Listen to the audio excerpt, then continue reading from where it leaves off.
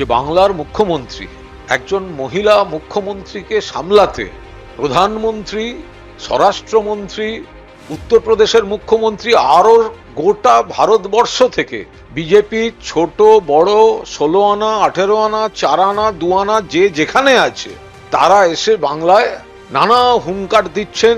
বাংলার বকেয়া নিয়ে একটি শব্দ নেই, উল্টে বাংলাকে অপমান, বাংলার মনীষীদের অপমান, দেশের মনীষীদের অপমান, ভারতীয় সংস্কৃতিকে এবং বাংলার সংস্কৃতিকে অপমান চালিয়ে যাচ্ছেন।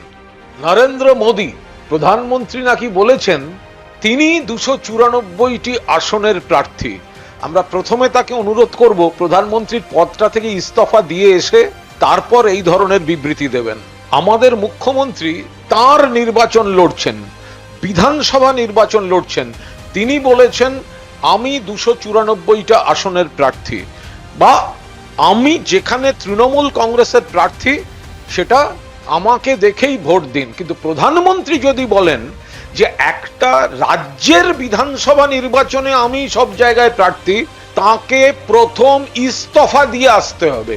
এই শব্দটা উচ্চারণ করার আগে প্রধানমন্ত্রী ইস্তফা দিন প্রধানমন্ত্রীর পদে, তারপর রাজ্যে এসে বলুন যে আমি প্রার্থী, আমি সব জায়গায় প্রার্থী। একেবারে দিশাহীন এবং হার সম্পর্কে নিশ্চিত না হলে একজন প্রধানমন্ত্রী একটি রাজ্যের মুখ্যমন্ত্রী এবং এক মহিলা মুখ্যমন্ত্রীকে নিয়ে এত দিশাহারা তিনি হন না।